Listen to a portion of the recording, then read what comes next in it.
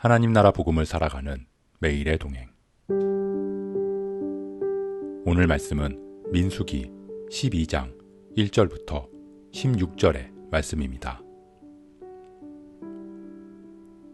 모세가 굿수 여자를 취하였더니 그 굿수 여자를 취하였으므로 미리암과 아론이 모세를 비방하니라. 그들이 이르되 여호와께서 모세와만 말씀하셨느냐 우리와도 말씀하지 아니하셨느냐 하매 여호와께서 이 말을 들으셨더라. 이 사람 모세는 온유함이 지면의 모든 사람보다 더하더라. 여호와께서 갑자기 모세와 아론과 미리암에게 이르시되 너희 세 사람은 회막으로 나아오라 하시니 그 세 사람이 나아가매 여호와께서 구름 기둥 가운데로부터 강림하사 장막문에 서시고 아론과 미리암을 부르시는지라. 그 두 사람이 나아가매 이르시되 내 말을 들으라. 너희 중에 선지자가 있으면 나 여호와가 환상으로 나를 그에게 알리기도 하고 꿈으로 그와 말하기도 하거니와 내 종 모세와는 그렇지 아니하니 그는 내 온 집에 충성함이라. 그와는 내가 대면하여 명백히 말하고 은밀한 말로 하지 아니하며 그는 또 여호와의 형상을 보거늘 너희가 어찌하여 내 종 모세 비방하기를 두려워하지 아니하느냐. 여호와께서 그들을 향하여 진노하시고 떠나심에 구름이 장막 위에서 떠나갔고 미리암은 나병에 걸려 눈과 같더라.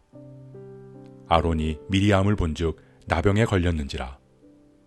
아론이 이에 모세에게 이르되 슬프도다 내 주여 우리가 어리석은 일을 하여 죄를 지었으나 청하건대 그 벌을 우리에게 돌리지 마소서. 그가 살이 반이나 썩어 모태로부터 죽어서 나온 자 같이 되지 않게 하소서.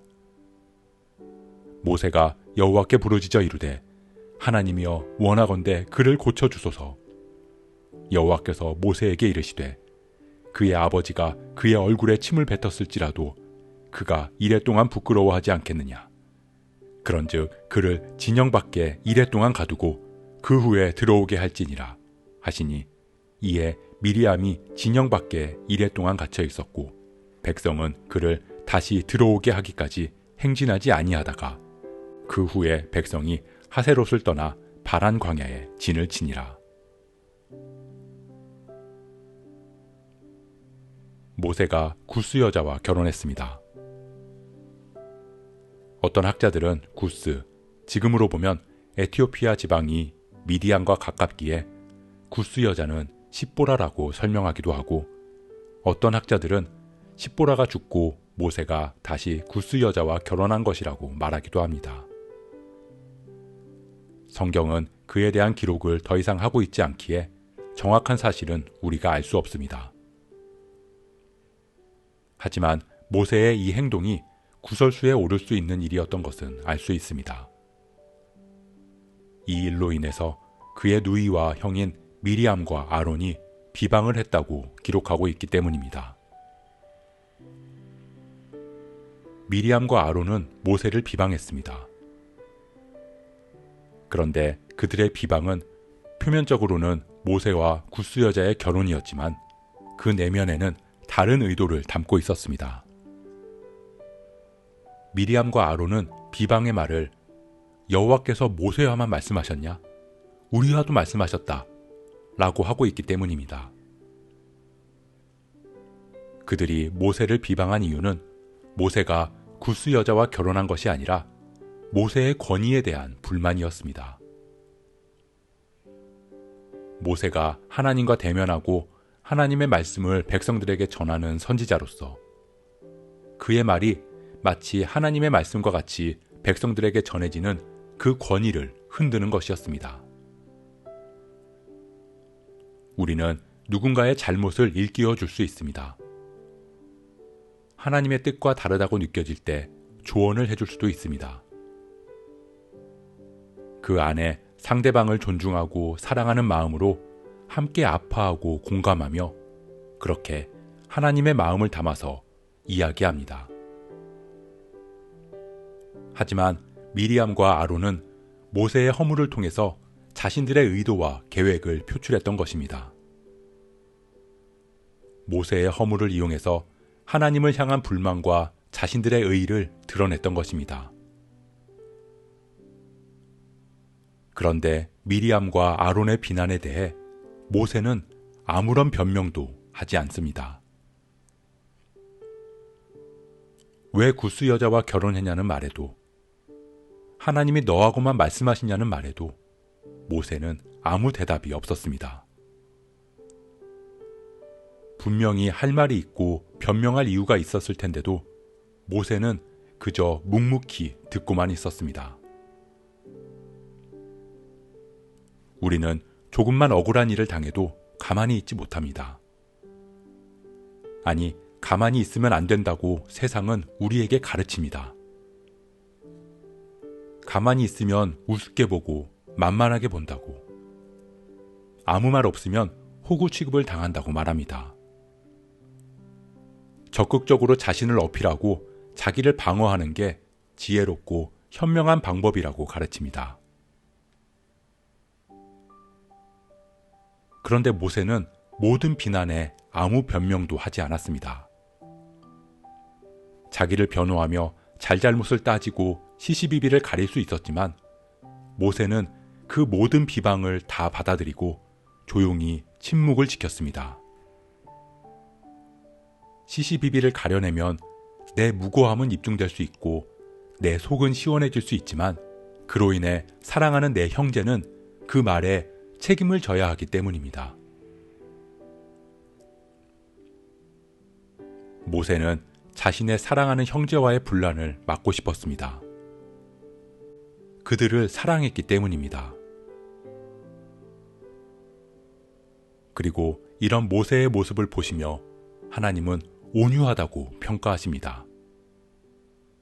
하나님께서는 이들의 모든 말들을 다 듣고 계셨습니다. 그리고 미리암과 아론을 향해 말씀하십니다. 이르시되 내 말을 들으라. 너희가 하나님이 모세와만 이야기하느냐고 말했느냐? 너희가 모세의 권위를 비방하느냐?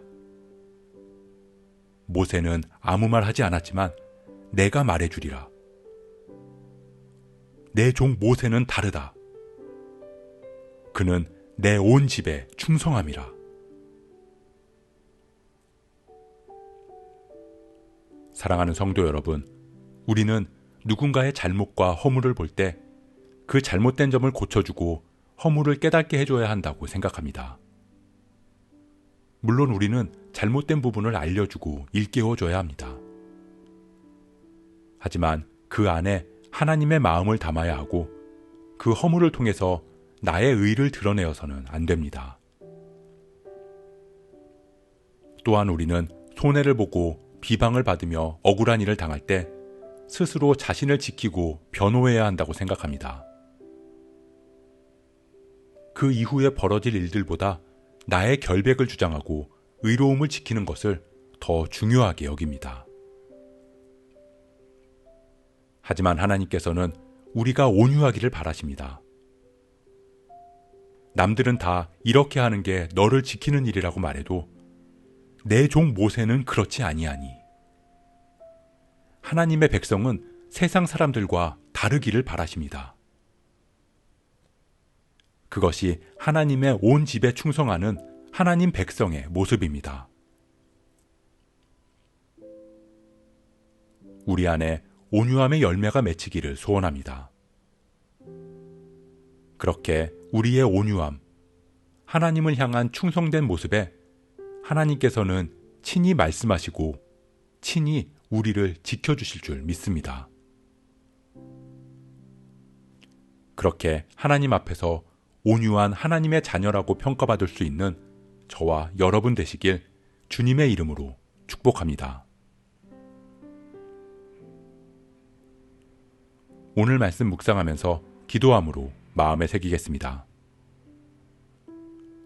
때때로 우리는 모세처럼 억울한 상황에 놓일 때가 있습니다.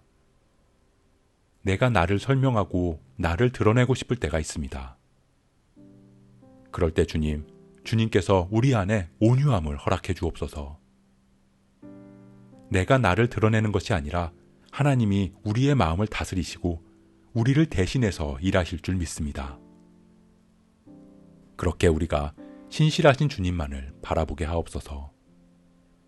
우리 안에 온유함의 열매가 맺히게 하옵소서.